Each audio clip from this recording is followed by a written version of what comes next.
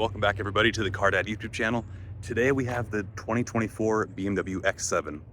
Now this X7 I have rented while I'm here in Scottsdale. I have rented it from a rental car company called Sixt. Now that's S-I-X-T. They have a fantastic amount of German and other luxury vehicles for you to choose from, as well as pretty normal vehicles. So I've rented this X7 while I'm here in Scottsdale for the last few days. I'm gonna go over the interior, exterior, let you know how I like this vehicle so far, and then, really show you around, let you know if this is a vehicle worth buying for you and your family. All right, so let's get to it.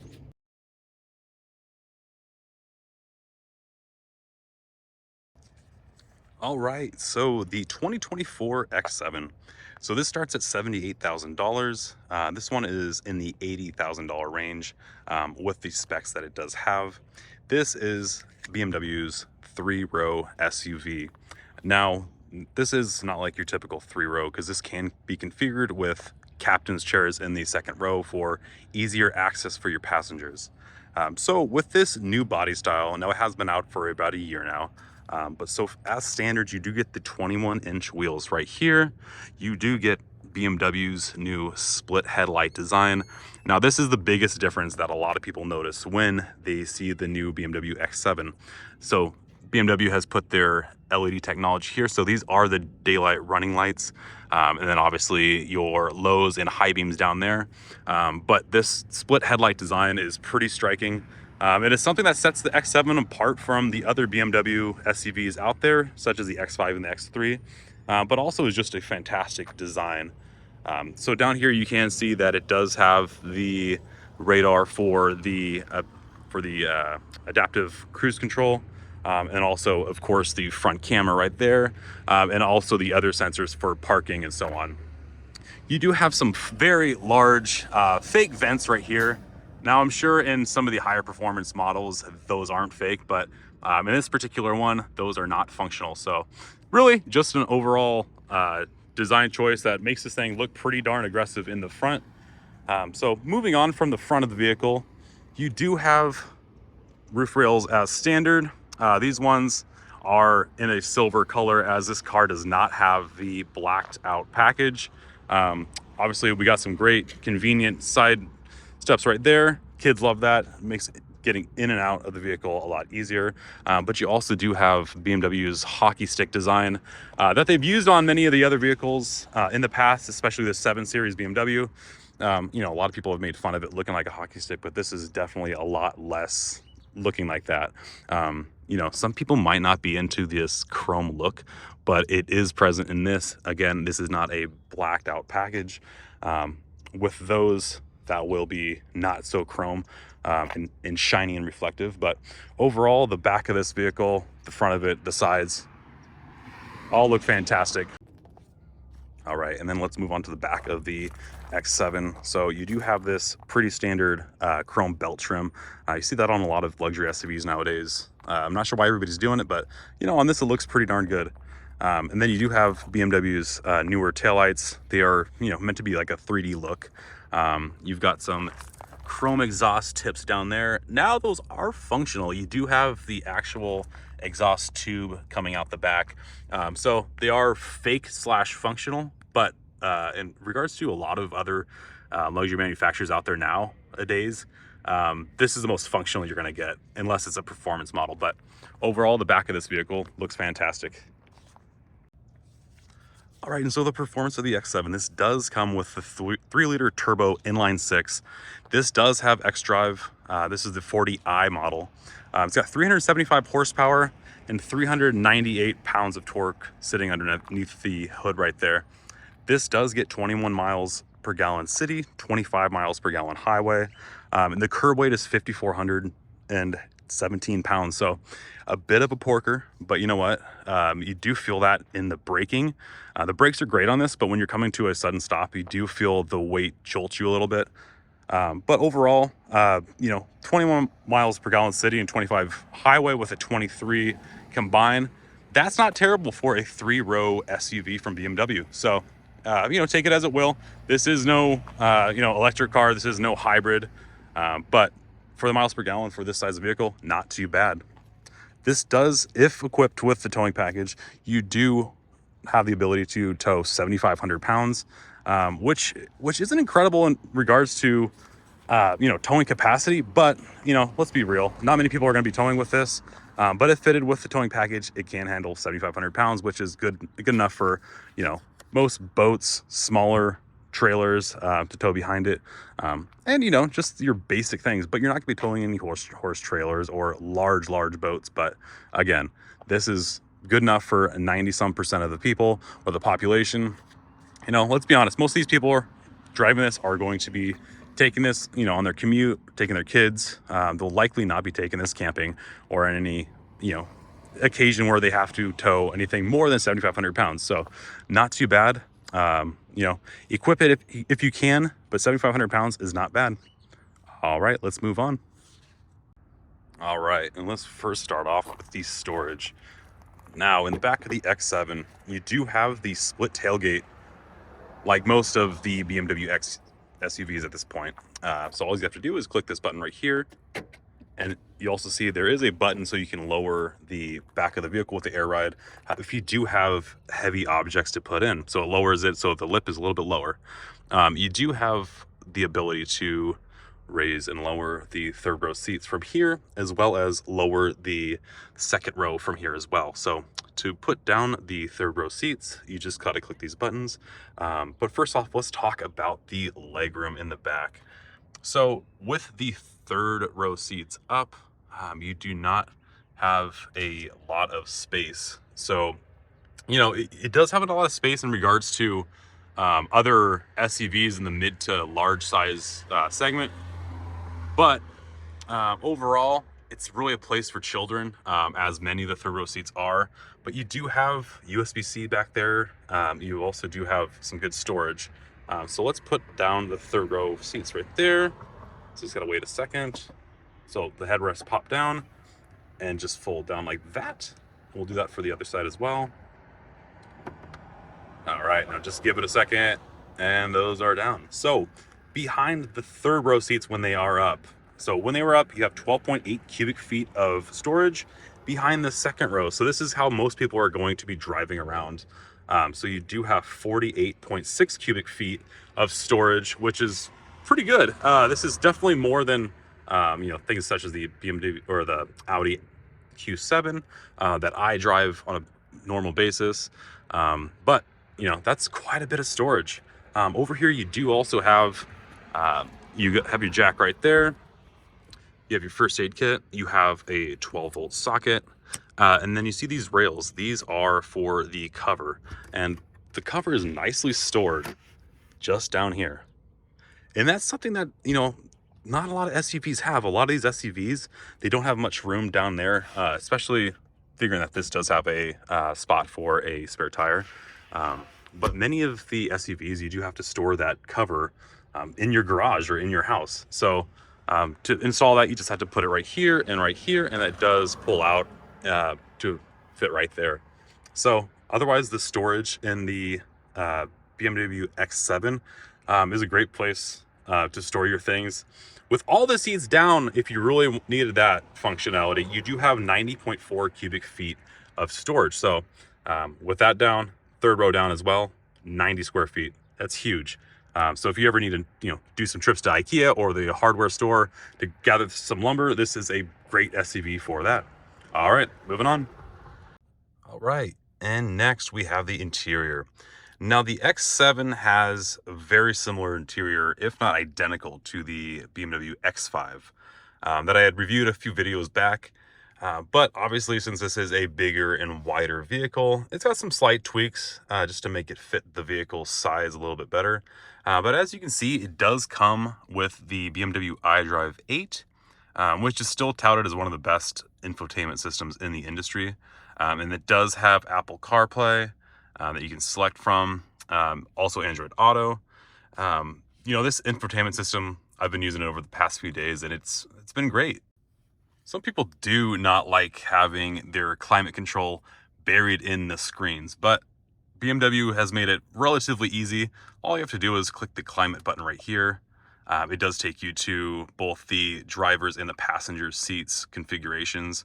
You know, it's not, you do get used to it. You know, it's nice to have the physical knobs, but I think those days are past us for the most part, for most manufacturers. So, you know, they really make it easy. It's not too hard to navigate. You know, you got your heated seats, you've got your ventilated, your heated steering wheel, and then obviously fan speed, direction, and then temperature is just down here. That's all you have to do. So not very hard. Rest assured, everybody, you know, that doesn't like the climate control buried in the screens. It's not too bad. And, you know, it's a bright future. I don't think the knobs are ever going to come back, but you know what? As long as they keep executing it like that, I don't think that's too big of a deal. This does come with a 14.9-inch display over here and the 12.3-inch gauge cluster. So if you're not into screens, this might not be the vehicle for you, but overall, I think BMW did a great job executing the dual screens. With the glare, you can see that it's just basically two screens combined with a gap in the middle. But, you know, overall, you don't really notice that. As you can see, we do have that really cool Art Deco style gauge cluster, which is configurable for multiple, you know, looks and displays. When you put the vehicle into sport mode, it does change. So, I mean, that's kind of a cool feature. You know, kind of gets you a little bit sporty. And when you do put it in sports mode, it does tighten the bolsters on the seats. So you do get a little nice hug on the hips when you do put it into sports mode, just, you know, so when you're taking those corners. But in comfort mode is basically where you keep it most of the time. Outside of the different ride settings, you do have the air suspension on this vehicle fitted. So you can raise and lower it.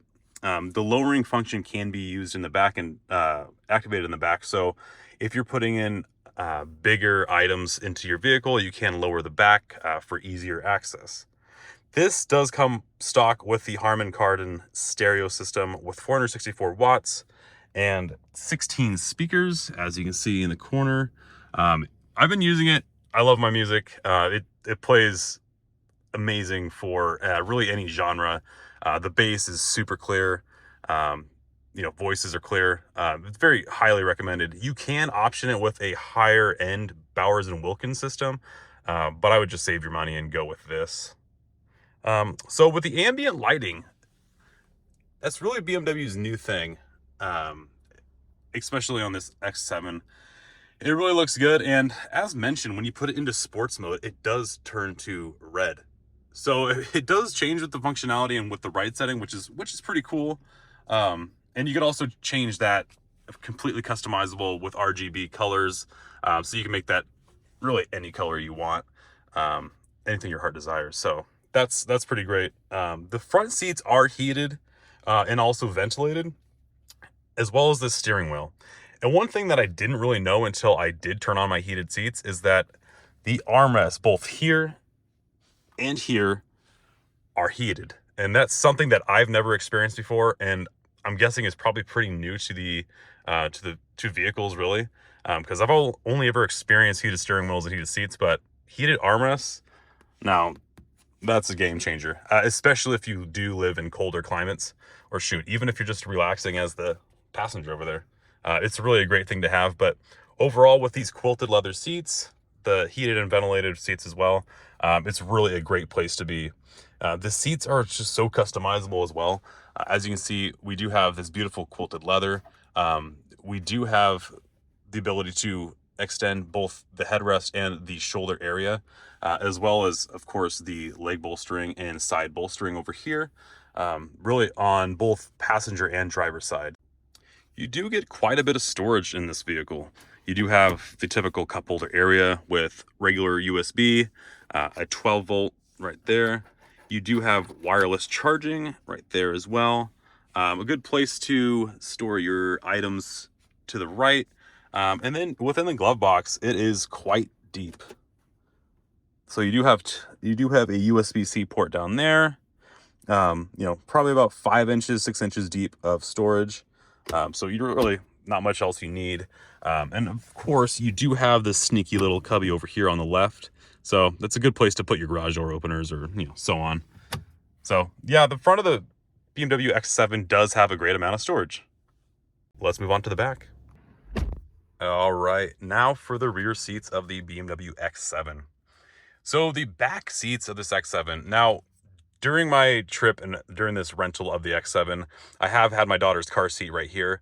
One thing that I've noted and that's really nice about this vehicle is, so on my Q7, so which is slightly smaller than the X7 that we're in currently, my daughter's feet, even when the rear seats are put all the way back, she's still able to kick the back of the seat. So typically I have tons of footprints all over the back of the front passenger seat. But with the X7, what's nice is that you can put this rear seat super far back. So the rear seats have a 37.6-inch legroom.